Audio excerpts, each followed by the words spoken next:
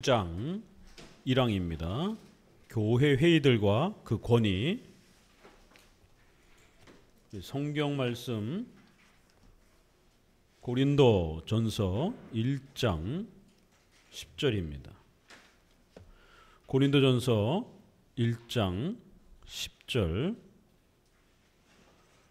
12절까지 같이 읽어봅니다. 형제들아, 내가 우리 주 예수 그리스도의 이름으로 너희를 권하노니 다 같은 말을 하고 너희 가운데 분쟁이 없이 같은 마음과 같은 뜻으로 온전히 합하라.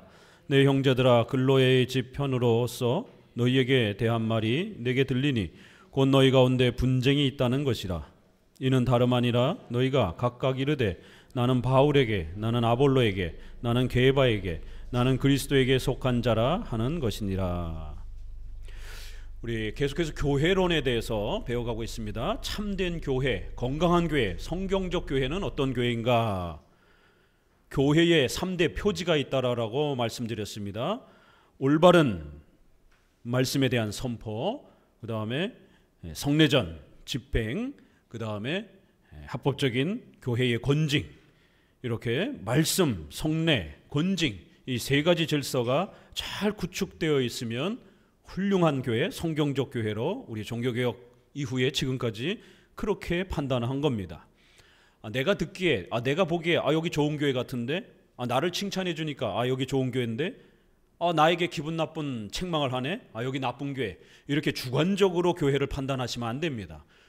교회의 건강성은 반드시 객관적으로 공적으로 판단하는 겁니다. 말씀에 대한 바른 선포, 목회자들은 저마다 다 자기가 올바른 설교를 한다라고 합니다. 그러나 바른 설교는 사도신조, 성경 해석의 교리 표준이 되는 이 사도신경에 우리 장로교는 웨스민스터 이러한 신조의 신앙고백서에 기초해서 설교해 주는 겁니다. 그게 올바른 설교입니다. 아무리 목회자가 희한한 설교를 하고 막 이상한 자기가 연구해서 아주 멋있게 설교를 했다 할지라도 사도신경과 특별히 장로교 목사들은 웨스민스터 신앙고백에 어긋나는 그러한 어떤 내용을 전달했으면 그건 하나님의 설교가 아닙니다. 성경 해석을 부단히 해야 되는 겁니다.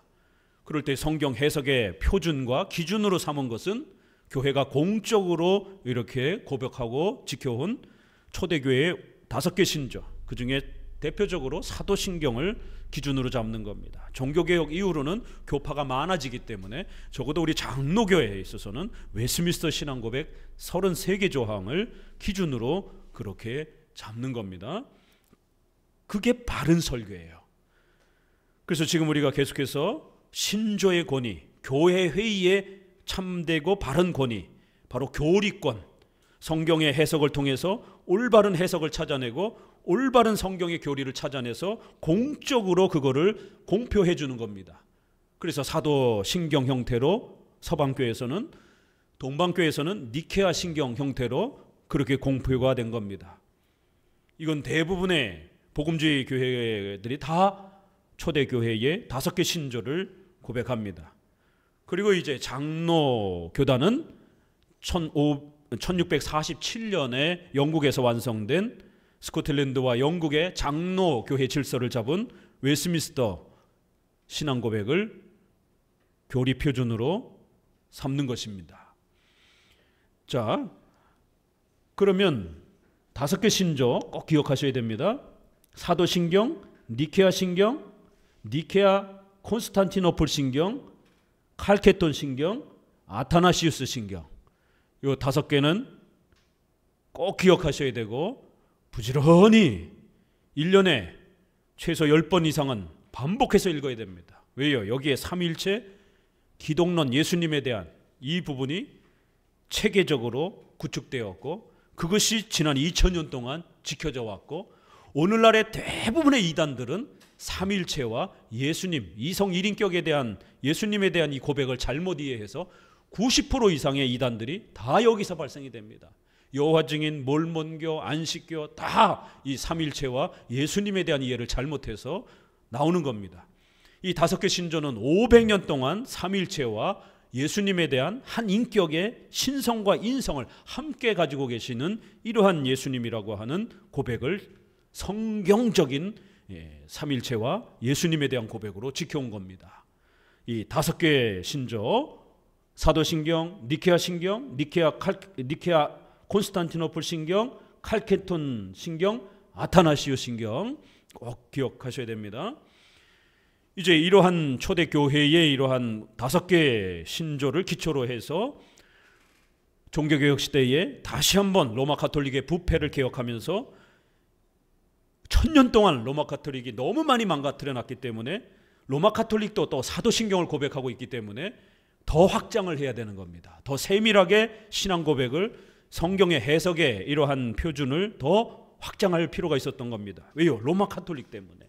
로마 가톨릭도 사도신경 믿는다고 그러면서 교황무호설, 마리아 중보설 이런 거를 떠들어대니까 연옥교리 이런 걸 떠들어대기 때문에 그들을 비판하기 위해서 좀 더 세밀한 로마 가톨릭과 우리는 뭐가 다른지에 대해서 사도신경을 좀 더 확대하면서 신조를 성경 해석의 표준을 만들 필요가 있었던 겁니다. 그래서 루터는 루터의 대소요리 문답, 쯔빙글리 종교개혁 1세대는 루터 쯔빙글리입니다. 쯔빙글리는 67개의 신조를 그렇게 작성해서 스위스 치리에서 기준으로 삼은 겁니다.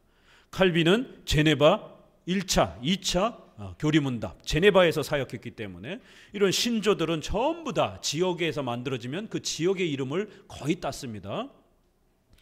이렇게 제네바 1차, 2차 교리문답, 또 목회자들을 위해서는 이 기독교 강요와 같이 더 많은 설명을 덧붙이기도 했습니다.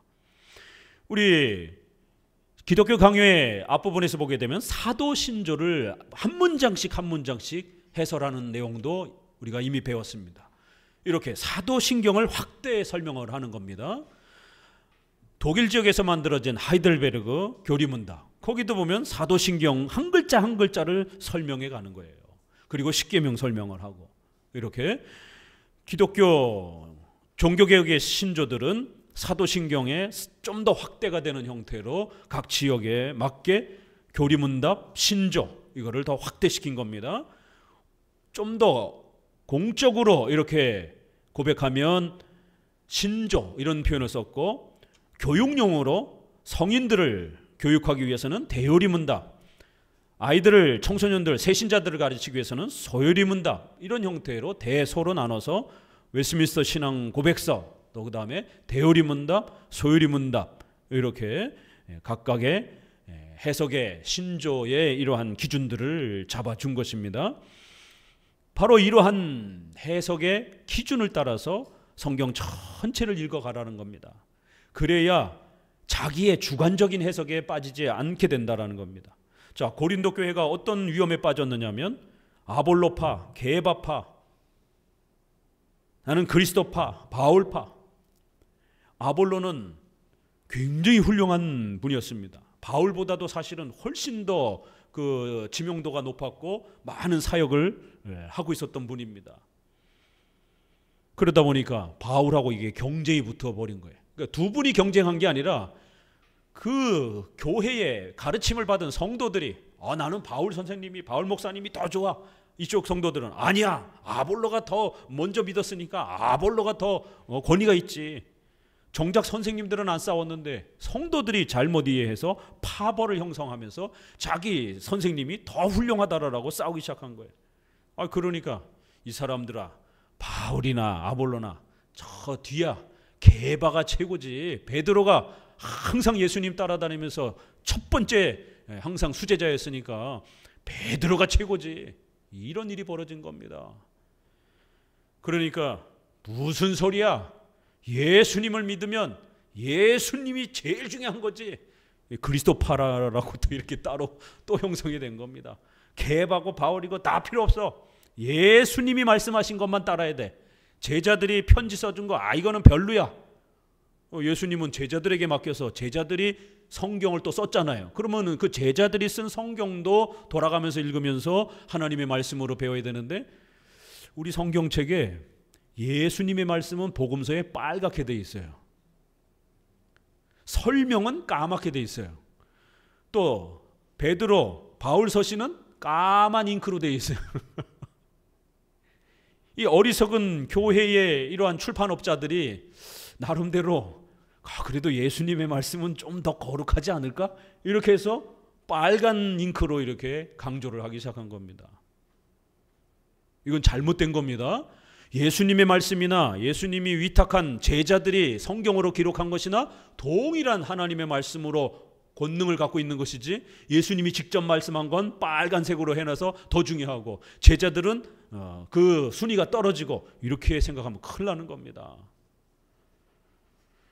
이렇게 성경을 출판을 어떻게 하느냐도 그런 정신이 담겨서 나오는 겁니다. 파벌이 형성이 돼가지고 누구 말이 맞냐, 누구 해석이 맞느냐, 이런 싸움들이 벌어지는 겁니다. 오늘날도 한국 교회 안에, 전 세계도 항상 교회 안에서는 분란과 싸움이 일어납니다. 특별히 어떤 선생님이 역사성을 존중하지 않으면 내 말이 최고야, 내가 최고야, 내 말을 따라, 내가 해석한 게 최고야. 인간은 이런 교만함과 거만함이 있기 때문에 항상 이런 위험에 빠지는 거예요. 이 고린도 교회도 보게 되면 결국 자랑의 문제입니다. 19절 한번 볼까요? 기록된 바 내가 지혜 있는 자들의 지혜를 멸하고 총명한 자들의 총명을 베하리라 하였으니, 지혜 있는 자가 어디 있느냐, 선비가 어디 있느냐, 이 세대의 변사가 어디 있느냐. 하나님께서 이 세상의 지혜를 미련케 하신 것이 아니냐. 하나님의 지혜에 있어서는 이 세상이 자기 지혜로 하나님을 알지 못하는 거로. 이렇게 26절 자랑과 싸움의 문제가 계속 소개가 됩니다. 26절 같이 읽어볼까요? 형제들아 너희를 부르심을 보라. 육체를 따라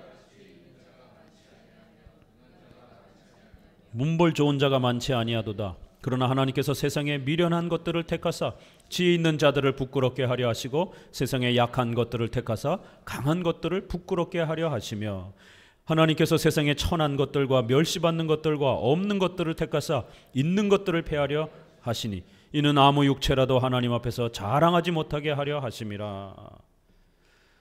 내가 바울에게 배워서 배웠으니까 그래도 내가 더 많이 알지.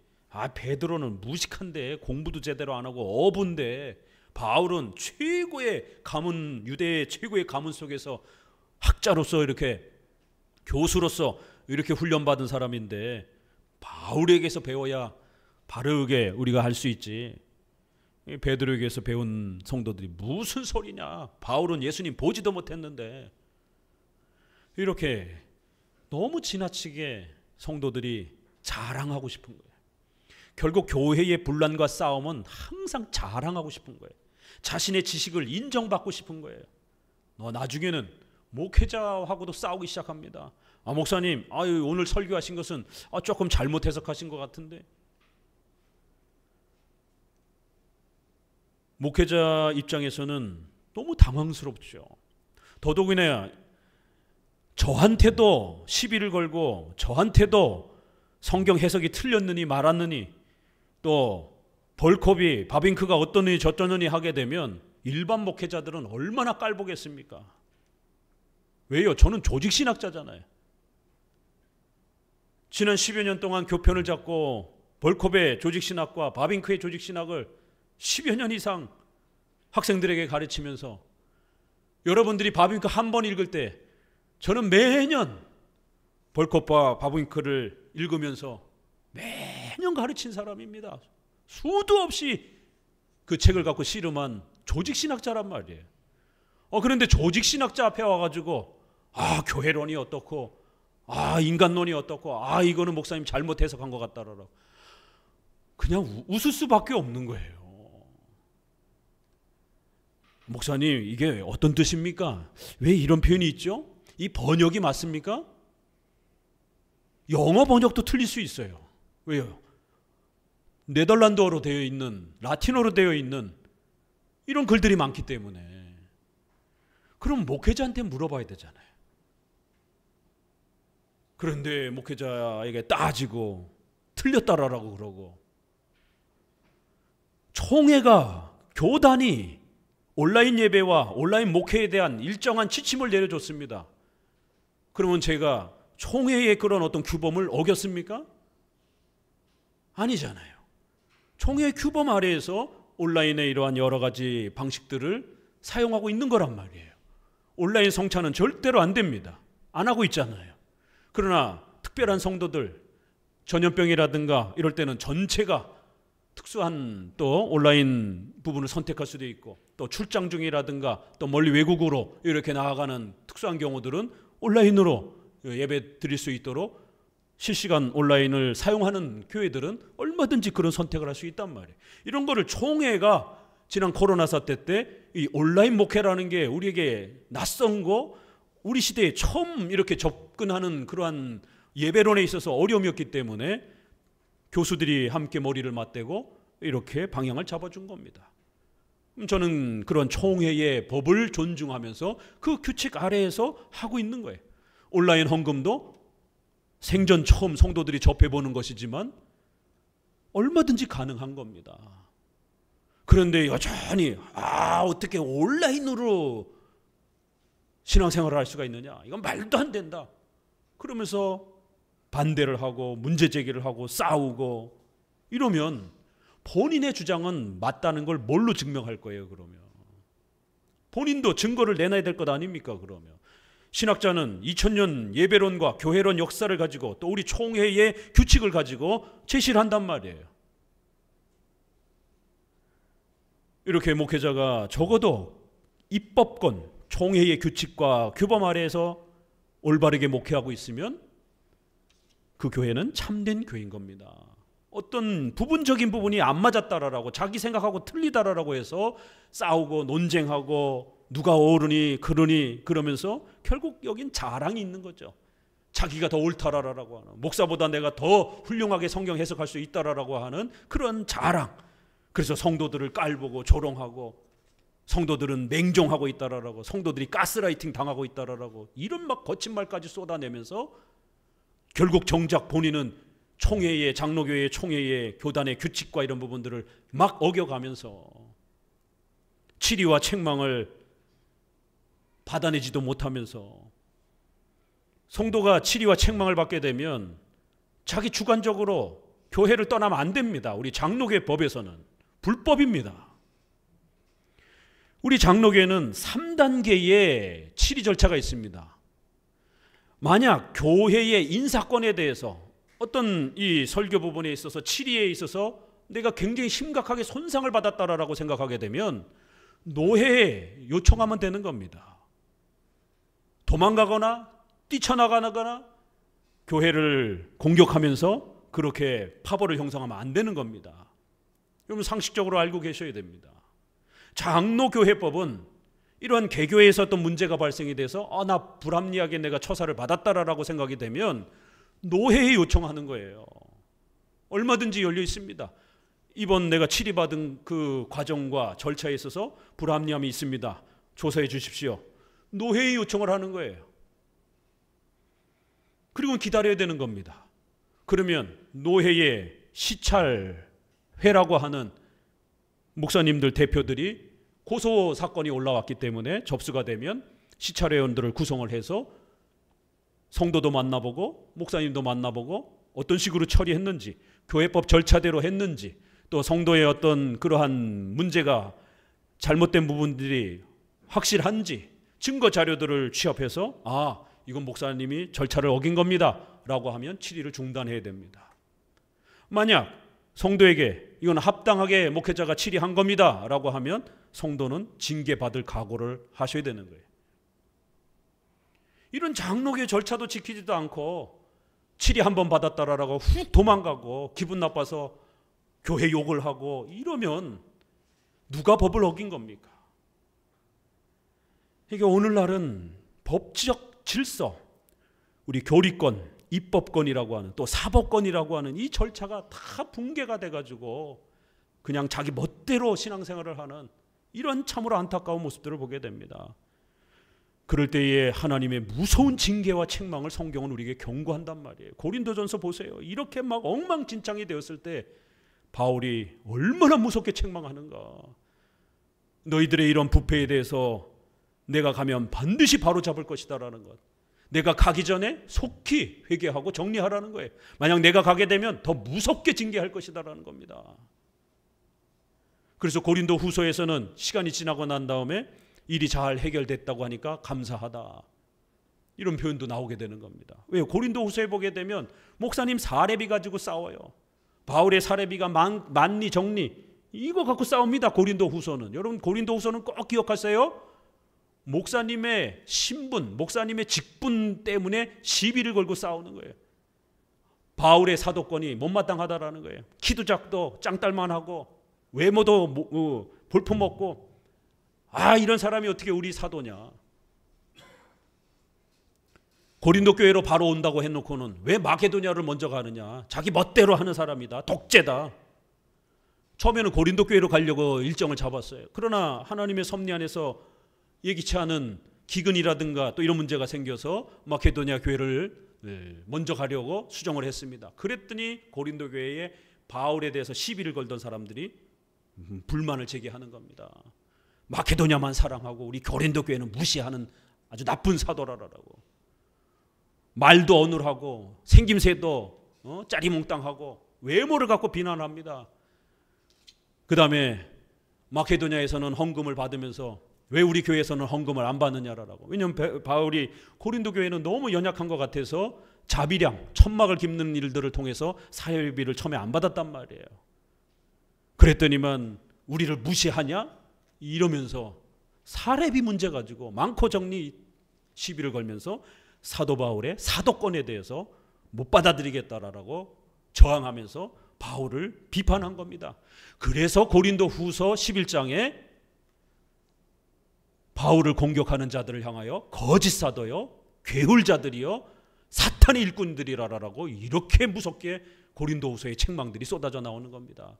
고린도 후서는 사도 바울의 사도권에 대해서, 목회자의 이러한 합법적인 목회권에 대해서 성도들이 시비를 걸고 싸움하는, 분쟁하는 이런 내용입니다. 이제 고린도전서는 그거보다도 더 많은 이제 분쟁들이 더 많았던 것이고요. 주제가 이렇게 장로교회법에는 절차가 있기 때문에 총 문제가 되면 노예에다 요청을 하고, 그럼 노예는 들여다보고 누가 옳은지 법대로 신앙고백서에 따라서 살펴주는 겁니다. 그게 거기에도 못마땅하겠다 그러면 총에다 또 올려보는 거예요. 삼심제도를 받는 겁니다. 그러면서 교회에 잘 계셔야 되는 거예요. 뭐 요만큼 다르다고 해가지고 교회를 또 뛰쳐나가고 옮겨가고 이렇게 되면 그 교회 가서는 또 잘 정착하겠습니까? 거기서도 또 문제들이 발생이 되면 또 그렇게 옮겨다니고 평생 교회를 옮겨다닐 겁니까? 그러면 제가 늘 우리 연세가 드신 분들한테 늘 부탁하는 말씀이 있죠.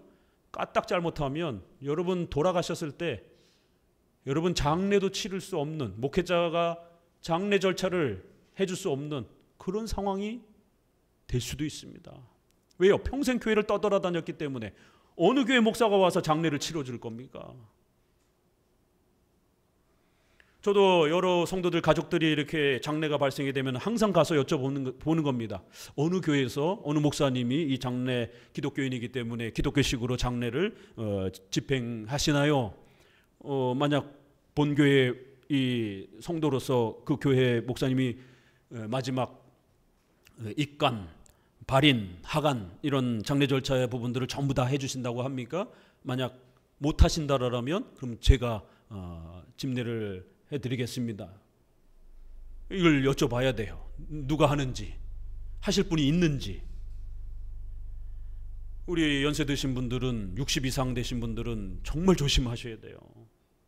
누가 오겠습니까? 내 성도도 아닌데 여기저기 떠돌아다녔기 때문에. 교회란 그렇게 내 마음대로, 내 멋대로 막 내 마음에 좋고 나쁨을 떠나서 그렇게 시시때때로 그렇게 옮겨다니는 것이 아니라 합법적인 이러한 질서와 틀을 갖추고 있으면 교회 정치 부분에 있어서 조금만 달라도 잘 그런 것들은 참아내야 되는 겁니다. 대부분 보면 정치 문제예요. 뭐 그 교회가 삼일체를 안 가르칩니까? 예수님에 대해서, 구원에 대해서 잘못 가르칩니까? 그건 문제 삼진 않아요. 대부분 이건 명백하니까 잘 가르치고 있는 게. 그런데 대부분 뭐가 나오고 안 맞고 내가 요구한 게 목회자가 안 받아들여주고 이런 정치 문제입니다. 성도가 뭔가를 이렇게 요구할 때 목회자가 그거를 다 들어줄 수도 없는 겁니다. 왜냐하면 교회는 공적인 공간이기 때문에 한 사람이 뭔가를 원한다고 해서 그걸 바로바로 들어줄 수도 없는 겁니다. 또 교회는 항상 목회자는 치리에 대한 책망, 하나님의 말씀으로 꾸짖고 책망을 해야 되기 때문에 성도들에게 뭔가를 하라라고, 믿음으로 살라라라고 도전하기도 하고 뭔가를 하지 말라라라고 죄에 대해서 경고하기도 한단 말이에요. 그러면 이제 성도들이 하지 마라 이럴 때 이제 목회자하고 트러블이 나고 싸움이 나게 됩니다.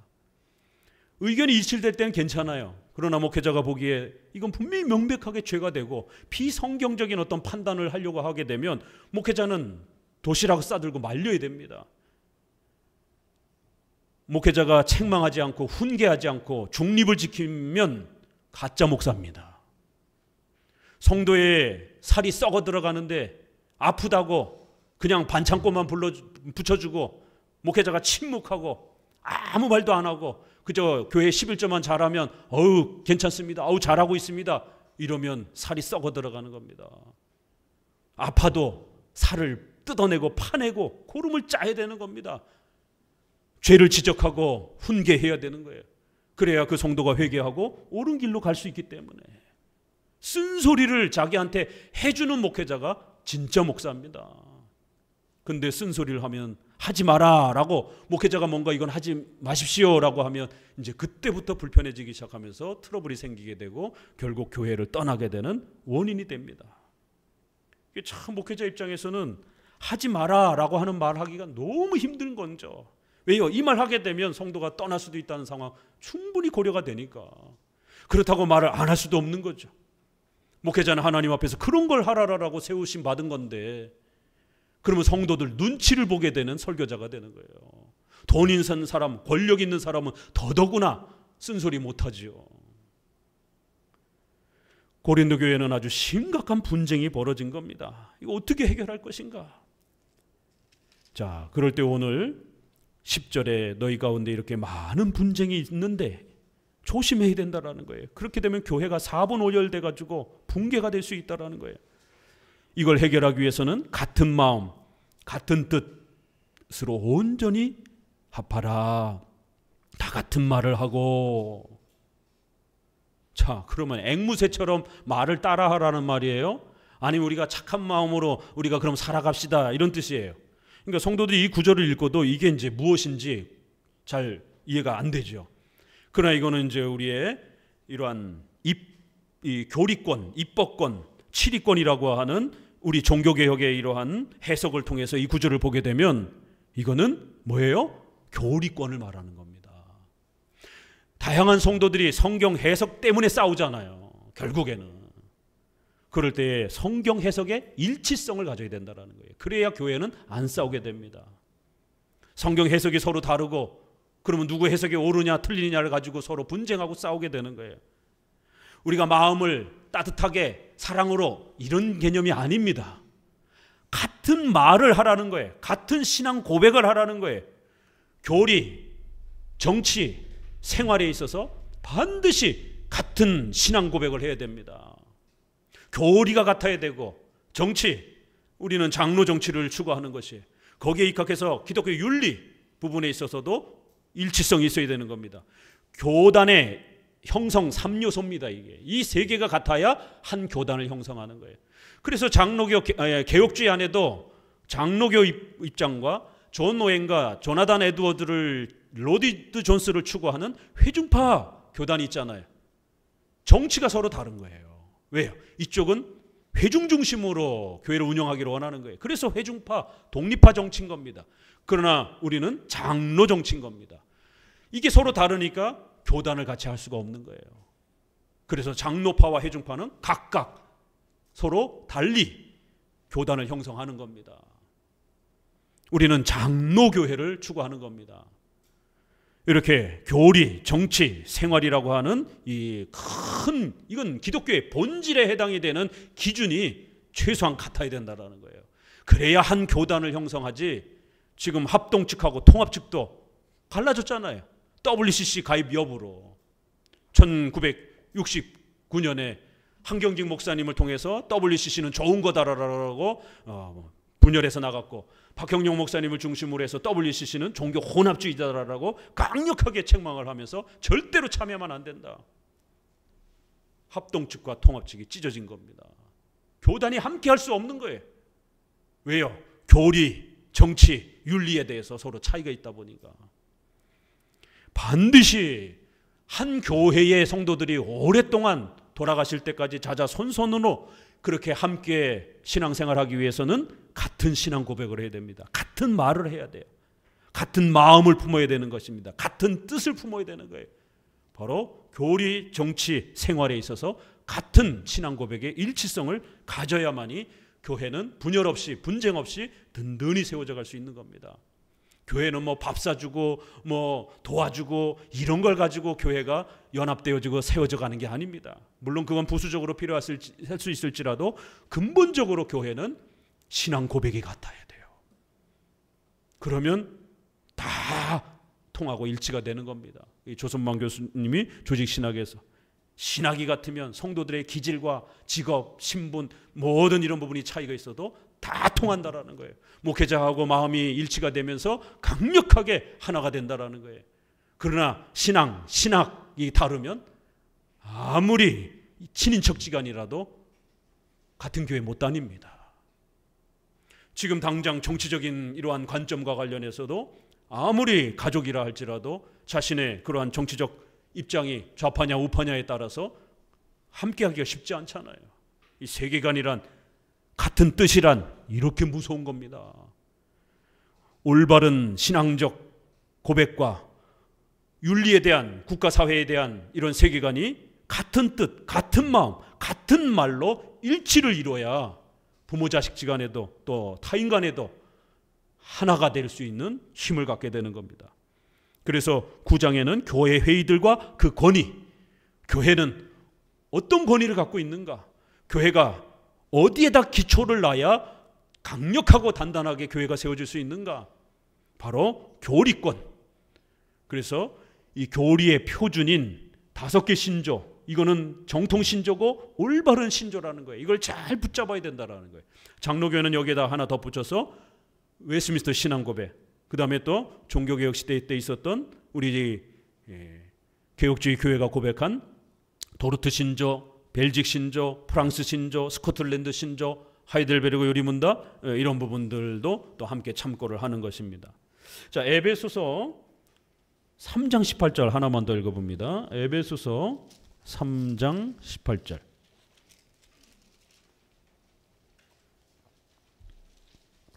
에베소서 3장 18절. 여기도 아주 독특한 표현이 나옵니다. 3장 18절 같이 읽어봅니다. 능히 모든 성도와 함께 지식에 넘치는 그리스도의 사랑을 알아. 17절도 읽어볼까요? 믿음으로 말미암아 그리스도께서 너희 마음에 계시게 하옵시고 너희가 사랑 가운데서 뿌리가 박히고 터가 굳어져서. 이렇게 믿음으로 성도들이 단단하게 뿌리가 박히면서 흔들림 없이 이렇게 잘 성장해야 되는데 이게 어떻게 가능한가? 능히 모든 성도와 함께 지식을 갖춰야 된다는 거예요. 그리스도에 대한 이 깊은 신앙 고백이 나 혼자 떠들고 나 혼자 주장하고 나 혼자 판단하고 이러면 안 된다는 거예요. 반드시 성도들, 모든 성도와 함께 지식을 갖춰야 된다는 거예요. 참 독특한 표현이죠.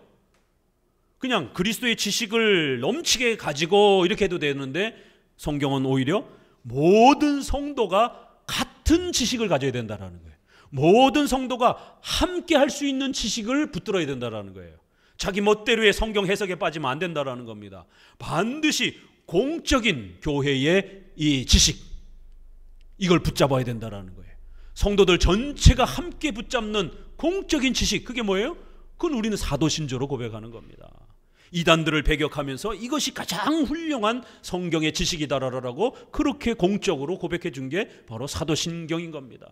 그래서 오늘날 사도신경을 무시하고 초대교회의 이러한 신경들을 안 가르쳐주고 무시하고 이런 목회자들은 굉장히 위험한 목사들이고 조심해야 됩니다. 왜요? 자기 마음대로 성경 해석을 하는 거기 때문에 교회의 역사성을 무시하고 우리 선조들이 해석해왔던 루터, 칼빈, 어거스틴 이런 선배들의 해석을 다 무시하고 자기가 혼자 성경을 마음대로 완벽하게 할 수 있는 것처럼. 그럼 어디 따져볼까요? 오늘날 목회자들 중에 과연 히브리어 헬라어 원문을 읽고 강해 설교 준비하고 성경을 준비하는 목회자가 얼마나 될 것 같아요? 거의 90% 이상이 히브리어 헬라어 못 읽습니다. 일단 자격면에서 우리 성도들은 잘 모르는 사실이죠. 제가 신학 교수로서 히브리어 헬라어를 학교에서 가르치고 있기 때문에 더더욱 그 현실을, 또 목회자 교육에서 또 교육들을 해보면 히브리어 헬라어 몰라요.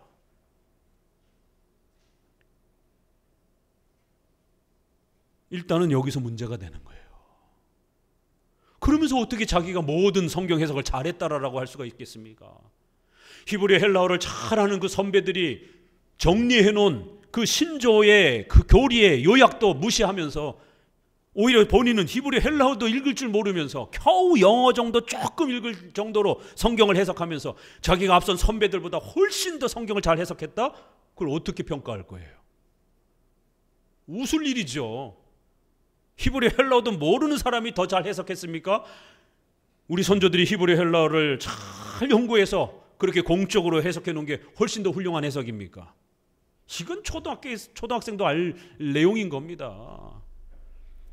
그럼 일단 따지려면 히브리어 헬라어라도 충실하게 잘 할 수 있으면서 문제 제기를 하라는 거예요. 내가 가장 잘 해석했다라고 어디 논쟁을 시작해 보라는 거예요.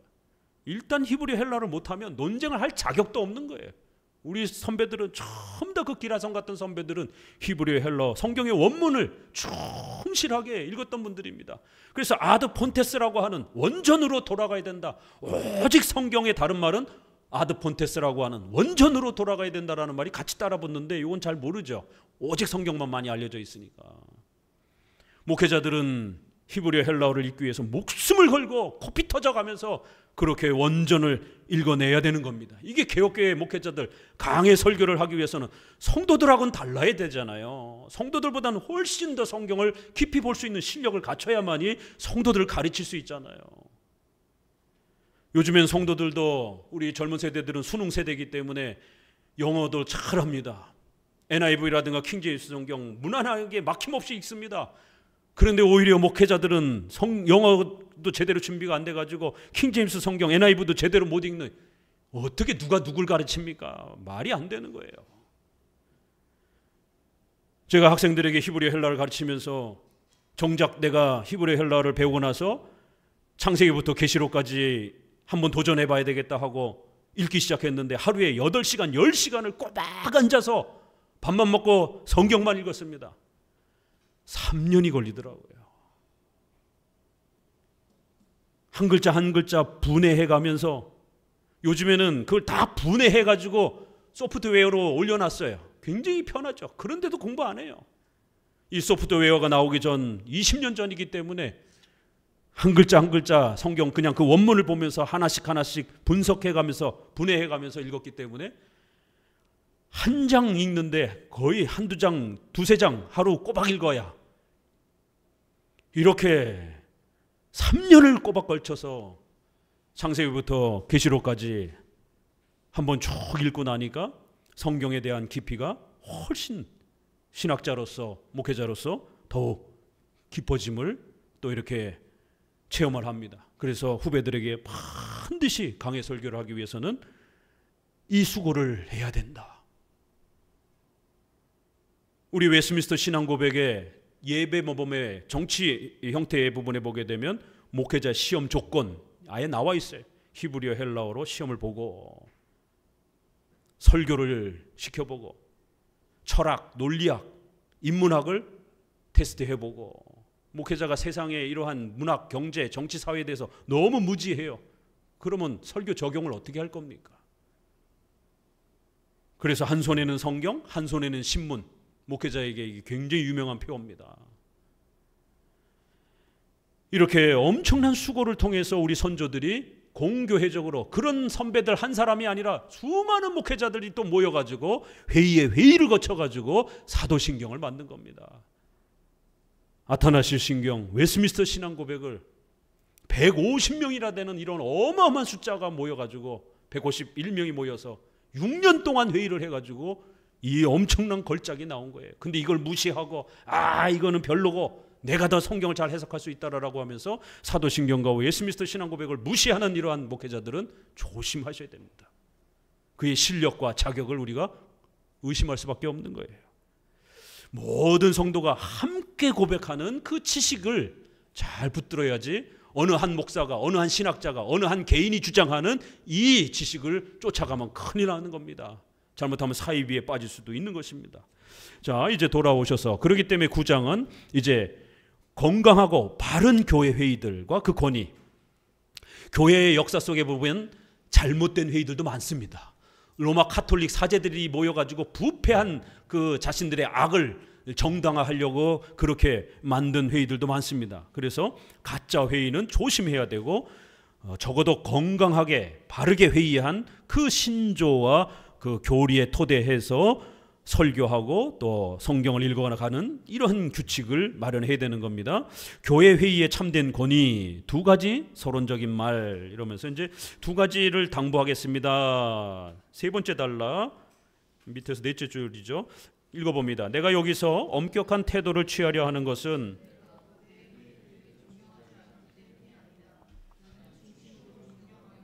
또 모든 사람이 존경하기를 원한다. 그러나 여기서 지켜야 할 규범은 그리스도의 권위를 약화시켜서는 안 된다는 것이다.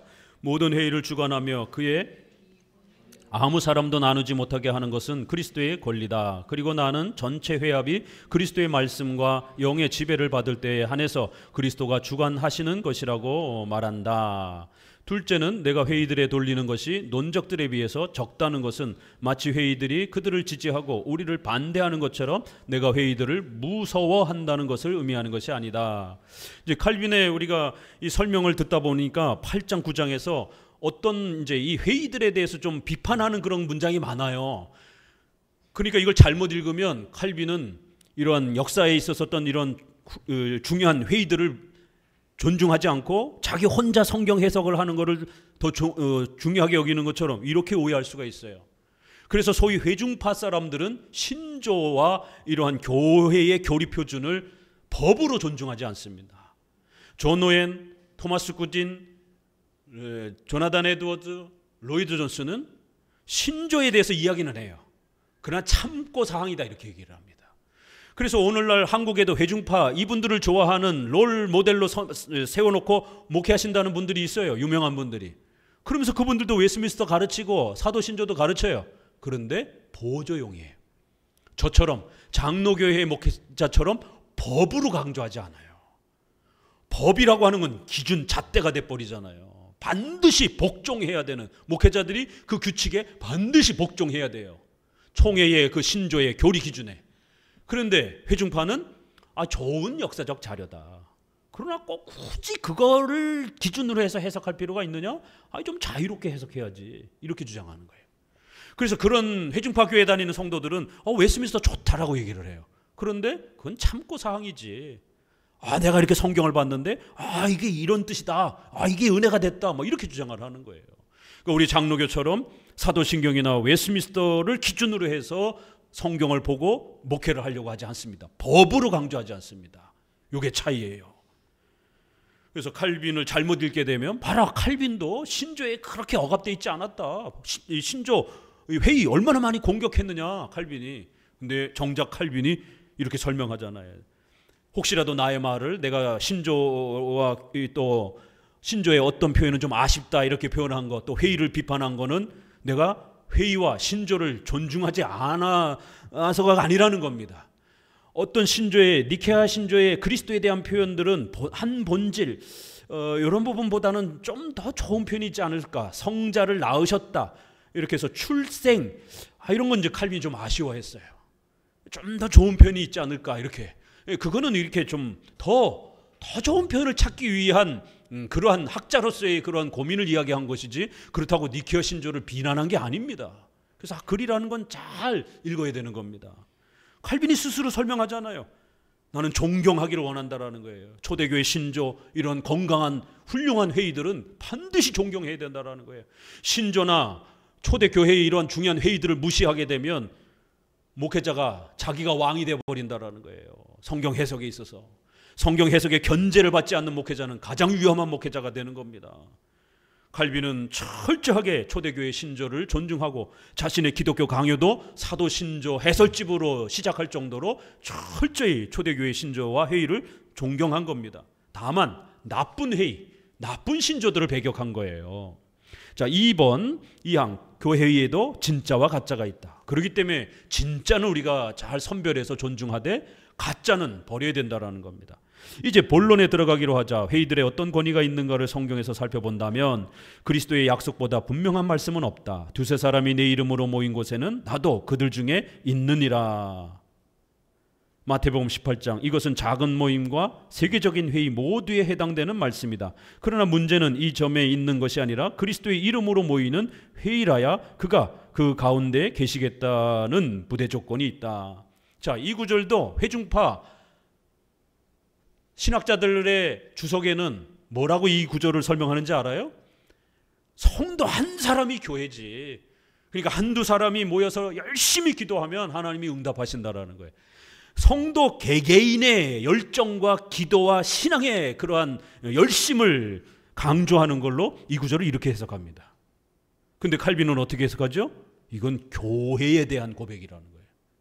개교회, 또 더 큰 교회 모임, 작은 모임, 두세 사람이 모인 세계적인 회의, 더 많은 성도들이 모여있는 공적인 교회의 이러한 모임을 말하는 것이다라는 거예요. 성도 개인이 한두 사람이 모여가지고 기도하는 이런 기도 모임을 말하는 게 아니에요. 근데 회중파는 이걸 기도 모임이라고 이렇게 해석을 합니다. 그래서 우리가 이렇게 유형교회 조직하고 이런 체제를 갖추고 이런 게 중요한 게 아니라 가정에서도 신령과 진정으로 한두 사람이라도 열심히 하나님 앞에 우리가 신앙을 잘 지켜내면 하나님이 축복해 주신다고. 아니에요. 이건 그런 뜻이 아닙니다. 이건 교회와 관련된 성경 표현입니다. 목사와 성도 두 사람이 있으면 우리 교회법에 교회로 정의가 되는 거예요. 성도들끼리만 있으면 기도처가 되는 겁니다. 왜요? 성경이 가르쳐질 수 있는 공적 질서가 없기 때문에. 두세 사람, 목사와 성도를 말하는 거예요. 성도들끼리 모여서 열심히 기도할 때 하나님이 축복해 주신다, 그런 의미가 아닙니다. 최소한도로 목사와 성도라고 하는 두세 사람의 이런 작은 교회라도 하나님이 축복해 주시고, 더 큰 교회의 질서를 갖고 있더라도 거기도 하나님이 축복해 주신다라는 거예요. 교회가 작다라고 무시하지 말라라는 거예요. 이렇게 작은 교회 모임이 있고 세계적인 교회 모임이 있다. 이게 칼빈의 해석인 겁니다. 그렇기 때문에 진짜 참된 회의는 바로 그러한 작고 큰 규모로 따지는 게 아니라 그 각각의 회의들이 예수 그리스도를 사랑하고 이러한 사도신경의 기독교 7대 교리를 철저하게 지키고 고백하면 작든 크든 그 회의는 진짜 교회의 모습이라는 거예요. 맨 아래 읽어봅니다. 둘째 줄. 나는 하나님의 말씀에 가감하지 말라고 하신 하나님의 계명을 무시하고 자기들의 결정대로 일을 처리하는 자들과 성경에 있는 하나님의 말씀, 즉 완전한 지혜의 유일한 표준으로 만족하지 않고 자기들의 두뇌로서 신기한 것을 그리스도께서는 모든 회의에 계시겠다고 약속하시지 않고 진정한 합법적 회의와 그렇지 않은 회의들을 구별하는 특별 표지를 지정하셨으므로 우리는 결코 이 구별을 무시하지 말아야 된다. 옛날에 하나님께서는 레위족 속의 제사장들과 언약을 맺으시고 그들이 하나님의 입에서 나온 말씀을 가르치게 하셨다. 이렇게 보세요. 구약에도 성도들이 중심이 되어서 교회 생활을 한 게 아닙니다. 반드시 이렇게 교회 유형교회 조직을 갖춰서 지도자들인 레위 지파와 그 제사장들에게 신앙의 의무들을 맡기고 그들이 성경을 성도들에게 가르치도록, 그래야 그 레위 족속의 제사장들과 언약을 맺었다라고 이렇게 표현하는 겁니다. 교회 대표자들이 모여서 합법적으로 바른 신앙의 교리를 지키고 이러면 참된 교회라는 거예요. 규모와 상관없이. 그리스도께서 모든 회의에 목사들이 무조건 모이면 함께 하겠다라고 약속한 건 아니라는 거예요. 그 목회자들이 사도신경과 같이 바른 신앙 고백을 철두철미하게 지켰느냐? 그러면 규모와 상관없이 하나님의 모임이라는 거예요. 이게 바로 마태복음 18장에 두세 사람, 작은 모임이든 큰 모임이든 신앙의 본질을 지켜야 바로 그런 회의 가운데 그리스도께서 함께 계시겠다고 약속한 거라는 겁니다. 성도들 개인 기도 모임에 함께 하겠다라는 그런 약속이 아닙니다. 이 구절이 교회론과 관련된 구절입니다. 사망, 목자들의 결점 때문에 회의들도 오류를 범한다. 왜 이 진짜와 가짜를 구별해야 되느냐면 목사들도 사람이기 때문에 실수를 한단 말이에요. 로마 교황과 사제들이 모여가지고 성은 더러운 것이니까, 부부라도 성은 더러운 것이니까 사제는 종교적 업무를 해야 되니까 사제는 결혼을 하면 안 된다라는 거예요. 이 동정 서약을 하는 겁니다. 절대로 결혼하면 안 된다. 평생 동정성을 가져야 된다. 더럽고 거룩함이 마치 성생활을 안 하는 데서 오는 것처럼 이런 착각을 한 거예요. 성생활 하면서 설교하면 더러워진다라고 생각을 하는 거예요. 성령 충만이 없다라고 생각을 한 거예요. 이건 사제들이 착각을 한 겁니다. 성결함이 뭔지를. 그리고 교황의 반지에다가 키스하고 맹종을 맹세하면서 교황의 말은 절대 무한 하나님의 말씀을 해석하는 권위가 있다라고 이런 식으로 떠들면서, 그러니까 사제들이, 목사들이 타락하면 이런 악한 법을 만들어내는 거예요. 그렇기 때문에 목회자들도 사람이니까 반드시 구별을 하고 목회자들이 견제를 받을 수 있도록 이렇게 당회, 노회, 총회, 우리 장로교처럼 삼심제도를 만들어서 끊임없이 견제를 시켜야 된다는 겁니다. 그들은 목자들이 서로 일치하지 않으면 교회 안에 진리가 머무르지 않는다고 생각한다. 또 교회 자체도 총회에서 나타내 보여야만 존재한다고 생각한다. 이렇게 사제들이 모이면 그 자체가 오류가 없는 강력한 권위를 갖는다라고 가톨릭은 이렇게 떠든다라는 거예요. 아니요, 사제들이, 지도자들이 많이 모였느냐 안 모였느냐 그게 중요한 게 아니라 그 지도자들이 7대 교리를 정확하게 지키고 있느냐, 이게 중요한 거라는 거예요.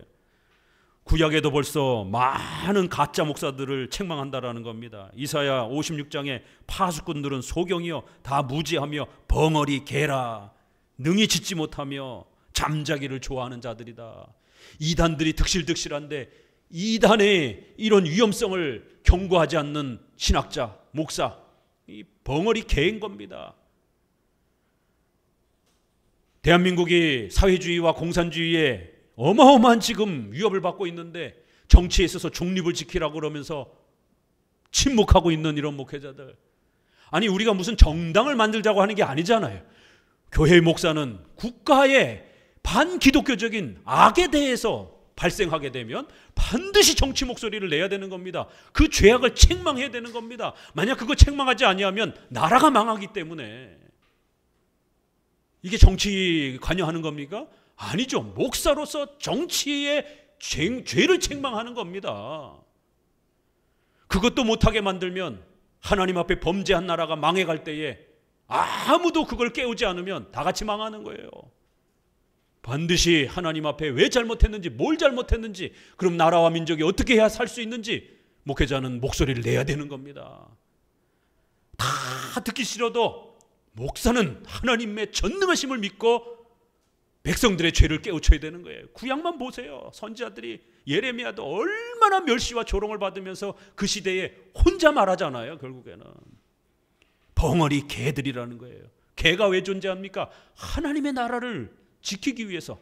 도둑대가 들어오면 열심히 짖어서 깨워줘야 되잖아요. 목회자는 하나님의 나라를 지키는 제일 앞에 있는 파수꾼처럼, 개처럼 이단들이 들어오거나 위험한 상황이 닥치게 되면 성도들을 깨우기 위해서 짖어야 되는 거예요. 강력하게 책망의 목소리를 내야 되는 겁니다. 그럴 때 우리 성도들은 어떻게 됩니까? 그런 목회자를 소중하게 여기고 그런 목회자 곁에서 함께 그 목회자를 지키셔야 되는 겁니다.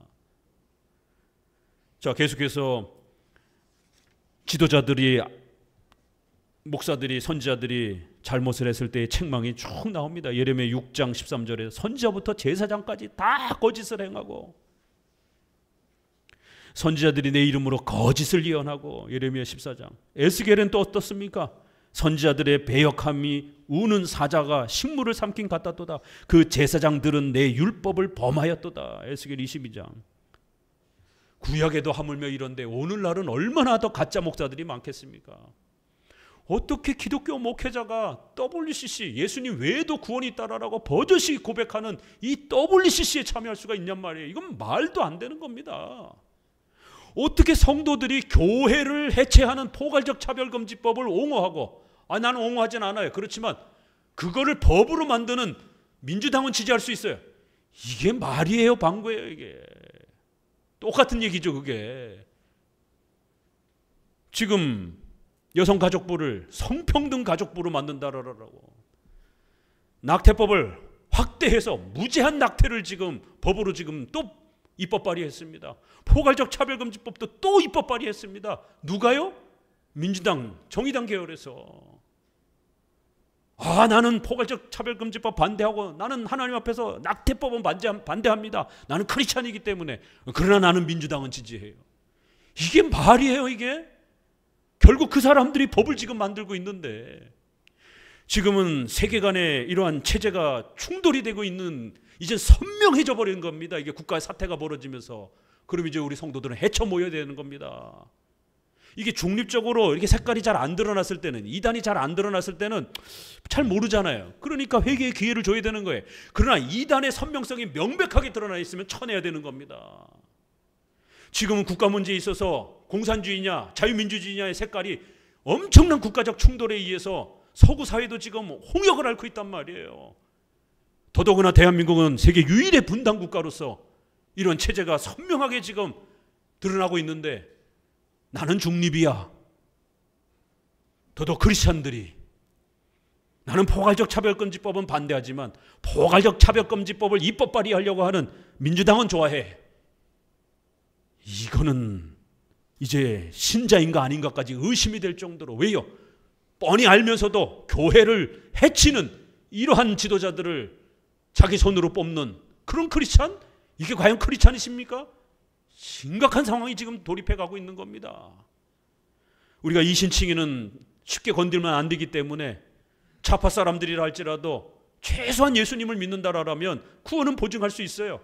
그러나 윤리면에서 이게 너무 지나치게 악의 이런 부분들이 너무 거세게 그 사람의 삶을 뒤엎는다라면 그 열매로 그들을 알지니라는 이런 말씀 때문에 충분히 지켜보는데도 계속해서 그런 악이 너무 가득하게 그 상해의 삶에 지속적으로 너무 가득하게 포장이 되게 되면 신자로 평가할 수 없는 단계에 이르게 됩니다.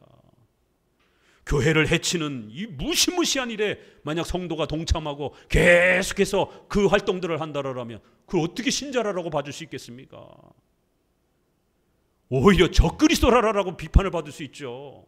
교회를 해치는 사람들은. 가짜 목사, 진짜 목사. 우리 성도들 어떻게 할 겁니까? 큰일 났어요. 과거에는 이렇게까지 충돌하지 않았기 때문에 그냥 웬만하게 교회 생활했어요. 웬만한 목사들은 그래도 복음을 전했어요. 그런데 WCC가 2013년에 한국에서 개최가 되면서 두 쪽이 딱 나버렸습니다. 선명하게 드러났어요. 여기에 참여하는 목사, 여기에 반대하는 목사.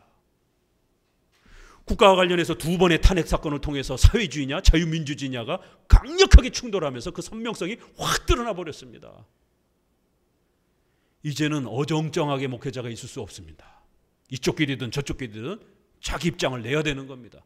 그러면 목회자들이 그렇게 입장을 보이면 성도들은 어느 목회자가 진짜 목회자고 어느 목회자가 가짜 목회자인지 스스로 선택하셔야 되는 거예요.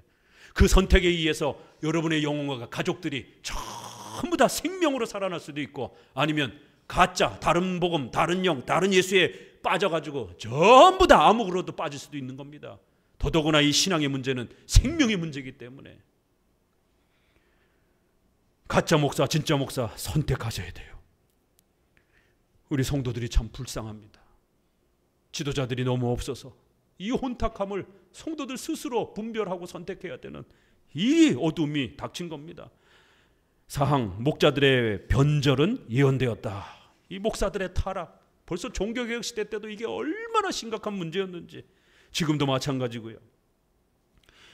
베드로 후서 2장 1절 그 따옴표, 그러니까 위에서 셋째 줄 읽어봅니다. 민간에 또한 거짓 선지자들이 일어났나니 이와 같이 너희 중에도 거짓 선생들이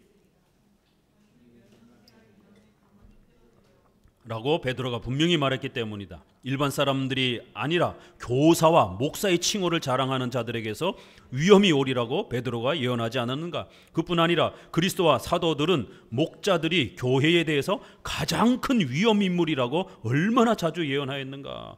적 그리스도가 요한일서에도 보니까 벌써 활동하고 있다라고. 저는 이 마지막 밑에 셋째 줄 읽으면서 저는 목사니까 얼마나 가슴이 철렁하겠습니까? 사도들과 예수님은 목자들이 교회에 대해서 가장 위험하다라고 하는. 아니, 목사들은 오히려 교회를 살리는 가장 훌륭한 사람이 되어야 되는데 오히려 목사들 때문에 교회가 망하고 목사들 때문에 성도들이 고통받고 목사들의 그 거짓됨 때문에 교회가 엉망진창이 되는, 교회의 가장 위험한 사람들은 목사들이라는 거예요. 나는 그 비판을 받는 목사인가? 아니면 나는 훌륭한 사도들과 예수님에 의해서 나는 올바른 목사라고 평가될 수 있는가? 무시무시한 평가를 받는 자리에 저는 서 있는 겁니다. 그래서 목사는 돈, 명예 이런 게 중요한 게 아닙니다. 하나님 앞에 섰을 때 너가 교회를 한평생 동안 얼마나 위협했고 네가 교회에 얼마나 방해거리가 됐고 교회가 위험에 처할 때마다 너가 항상 비겁하게 물러나면서 성도들을 어지럽혔던 죄를 알겠느냐라고 이렇게 하나님이 책망하신다라면 평생 떵떵거리면서 목회한 게 무슨 소용이 있습니까? 그래서 목회자는 외롭게 어렵게 힘들게 가더라도 성도들이 배신하고 뒤돌아고 뒤통수 치고 등 뒤에 칼 꽂고 교회를 지저밟고 교회를 해치고 얼마나 많은 일들이 일어나겠습니까? 목회자들의, 참된 목회자들의 눈물과 아픔을 일일이 말하자라면 너무 많습니다. 성도들은 목회자 때문에 상처받았다라면서 교회를 떠나지만 거꾸로 참된 교회와 목회자들은 성도들 때문에 얼마나 많은 상처를 받는지, 해마다 성도들의 그 고통스러운 괴로움 때문에 목회를 접을까 말까 하는 그런 고민들을 목회자들이 수도 없이 하는 거예요. 목회자들이 왜 간암으로 많이 돌아가시는지 아십니까? 술도 안 먹는데 스트레스 때문에. 그렇게 오랫동안 사랑을 나누고 같이 그렇게 사랑을 표현했던 분이 어느 날 갑자기 마음 상해가지고 교회를 확 떠나버리고, 떠나가는데 그냥 떠나가는 것도 아니고 자기랑 친한 친구들을 다 데려오고 나가버리고, 또 나간 것으로 끝난 게 아니라 나가가지고도 교회를 욕하고 온 동네 방네에다가 목회자와 교회를 비난하는 그러한 말들을 끊임없이 쏟아내고. 저희 노회에 저보다 선배인 목사님이 40년 가까이 목회하신 분이 교회를 세우고자 40 중반 좀 되는, 자기가 20년 가까이 청년 학생 때부터 가르쳤던 분을 장로로 세우면서 저희가 가서 함께 축하해주고 그랬습니다.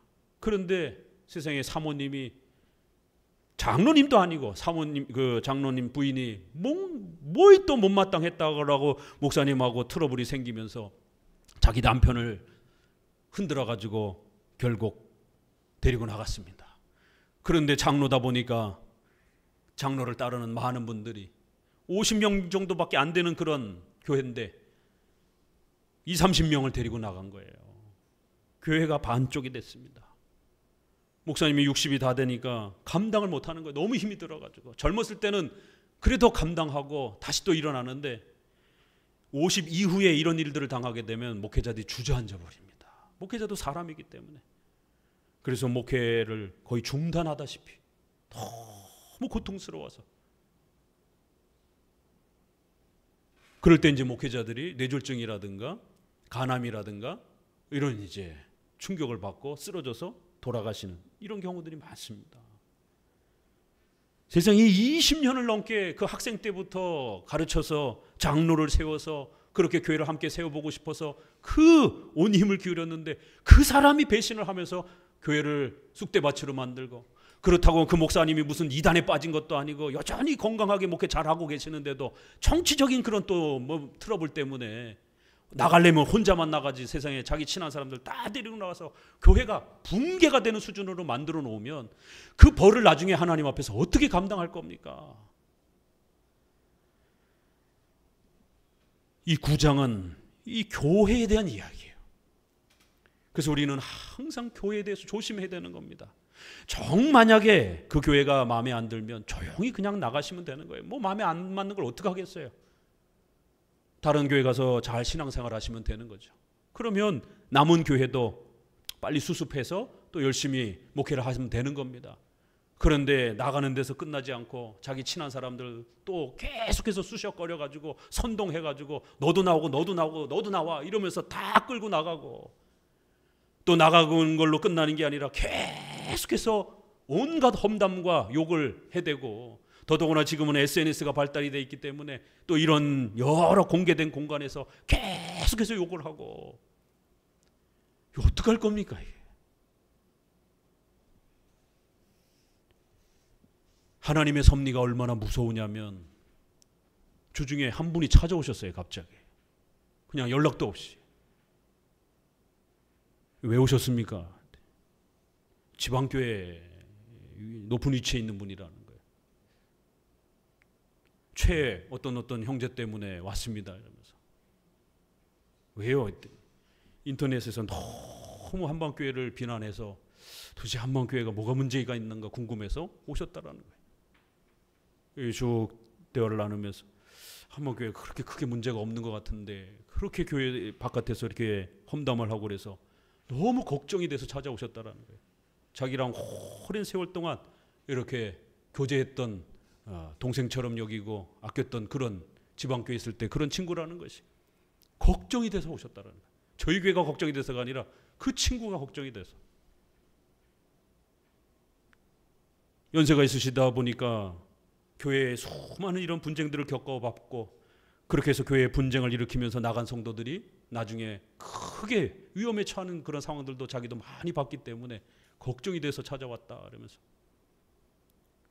목사님 혹시라도 회개하고 돌아오면 용서해 주실 수 있나요?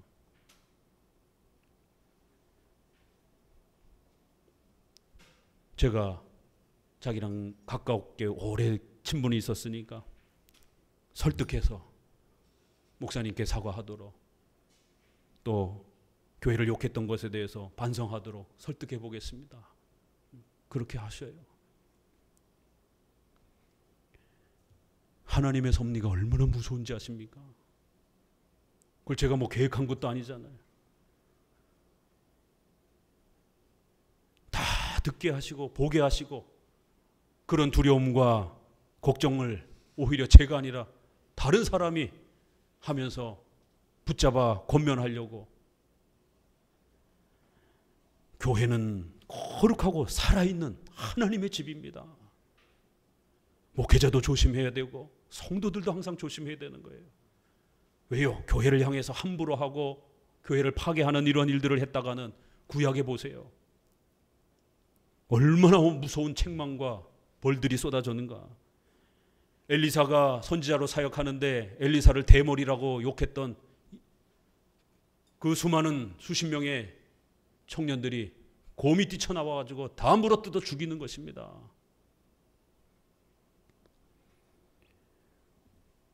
그거는 단지 우리가 목사를 잘났다라고 해서 목사의 권위를 높이려고 하는 게 아니라 하나님이 세우신 교회라고 하는 질서 때문에 그런 것이에요.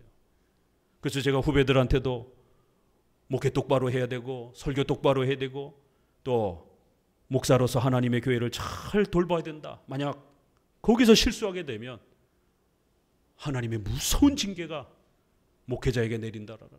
많이 선생되지 말라라고 하는 이런 말씀을 가벼이 여기서는 안 된다라고. 만약 교회가 위태롭게 되면 목사 때문에 교회가 위태롭게 되면 목사를 하나님이 데려가 버리십니다. 그래서 목회자가 갑자기 죽기도 하고 급사를 하기도 하고 병이 들기도 하고 목회자가 교회에 해가 되면 하나님이 죽여버리십니다. 목회 30년 동안 그런 상황들을 못 봤겠습니까? 그래서 제가 후배들에게 만약 교회가 문제가 되면 성도를 치실까? 목사를 치실까? 목사가 잘못하면 당신들을 친다라고. 목사라고 봐주지 않습니다, 하나님이. 왜요? 하나님의 교회이기 때문에. 정신 똑바로 차리고 함부로 교회를 독재라 또 자기 교회처럼 그렇게 수단으로 삼으려고 하지 마시라라고 후배들에게 간곡히 당부합니다. 이건 반대로 또 우리 성도들에게도 마찬가지인 것이. 목회자가 교회의 가장 큰 위험인물이라는 거예요. 목회자가 잘못됐을 때는. 그러나 거꾸로 목회자가 훌륭한 목회자면 성도들을 목숨을 걸고 이단으로부터 지키고 또 사회의 온갖 악으로부터 제일 앞에서 목회자가 또 성도를 지키기 위해서 희생하고 자신의 전 삶을 자기의 가족들까지 다 희생해가면서 성도들에게 바른 신앙을 가르치기 위해서 목숨을 거는 거예요. 내 자식들은 학원도 한 번 못 보내고 무슨 유학입니까? 미자리 교회에서. 성도들은 다 학원도 보내고 아이들 유학도 보내고 하고 싶은 거 다 하잖아요. 그러나 목회자는 자신의 미자리 교회의 형편 때문에 할 수 없는 거예요. 목회자의 삶을 여러분 조금이라도 들여다보시면 목회자를 얼마나 존경하고 참된 목회자들을 우리가 얼마나 소중하게 여겨야 되는지 여러분이 상상할 수 없는 어마어마한 희생과 수고와 눈물을 이 길을 가는 겁니다. 저뿐만 아니라 올바른 목회를 하려고 하는 모든 목회자들이 마찬가지인 것이. 가짜 목사만 보고 욕하지 마십시오. 참된 목회자는 정말로 소중하게 여겨야 됩니다. 만약 오늘날 이 힘든 길 때문에 목회자들이 목회의 길을 포기하고 중단해 버리게 되면 우리의 후손과 자녀들은 어떻게 할 겁니까? 이거는 저한테도 해당이 되는 얘기고 또 우리 교회로서 성도들한테도 해당이 되는 얘기입니다. 자, 4항까지만 읽어봅니다. 203페이지. 거기서 말하는 무서운 재난은 다른 데서 오는 것이 아니라 교회 안에 목자로서 있는 자들에게서 오리라는 것이다. 데살로니가 후서 2장 4절을 언급하면서 이런 적그리스도의 행위들을 목사들이 하게 된다라는 거예요. 목회자들이 타락하면. 그래서 이런 무서운 재난이 닥친다라는 겁니다. 사도행전 20장도 같이 한번 읽어볼까요? 위에서 다섯째 줄. 내가 떠난 후 흉악한 이리가 너희에게 들어와서